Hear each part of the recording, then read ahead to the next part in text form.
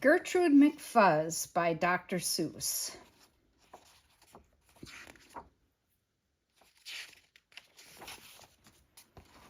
There once was a girl bird named Gertrude McFuzz, and she had the smallest plain tail ever was.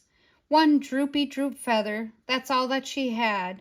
And oh, that one feather made Gertrude so sad. For there was another young bird that she knew, a fancy young birdie named Lolly-Loo. Instead of one feather behind, she had two. Poor Gertrude, whenever she happened to spy Miss Lolly-Loo flying by in the sky, she got very jealous. She frowned and she pouted. Then one day she got awfully mad and she shouted, "This just isn't fair. I have one. She has two. I must have a tail just like Lolly-Loo." So she flew to her uncle, a doctor named Dake, whose office was high in a tree by the lake, and she cried, "Uncle Doctor, oh please do you know of some kind of pill that will make my tail grow?" "Tut, tut," said the doctor, "such talk, how absurd! Your tail is just right for your kind of bird."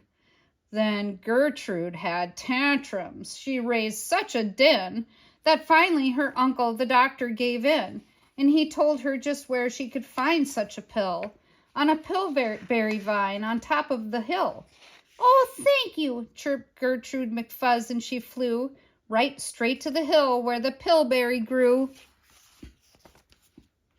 Yes, there was the vine, and as soon as she saw it, she plucked off a berry and she started to gnaw it. It tasted just awful, almost made her sick, but she wanted that tail, so she swallowed it quick. Then she felt something happen. She felt a small twitch, as if she'd been tapped down behind by a switch. And Gertrude looked round and she cheered. It was true! 2 feathers! Exactly like Lolly-Loo. Then she got an idea. "Now I know what I'll do. I'll grow a tail better than Lolly-Loo. These pills that grow feathers are working just fine."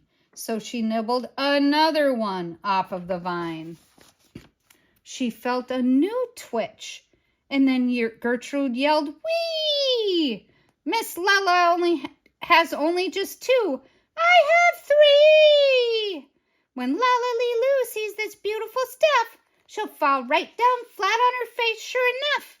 I'll show her who's pretty, I certainly will. Why, I'll make my tail even prettier still." She snatched at those berries that grew on that vine. She gobbled down 4, 5, 6, 7, 8, 9. And she didn't stop eating, young Gertrude McFuzz, till she'd eaten 3 dozen.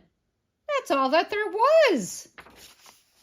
Then the feathers popped out with a zang, with a zing.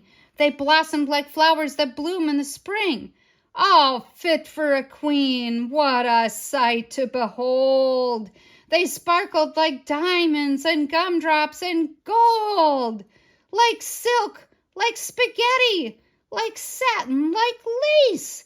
They burst out like rockets all over the place. They waved in the air and they swished in the breeze, and some were as long as the branches of trees.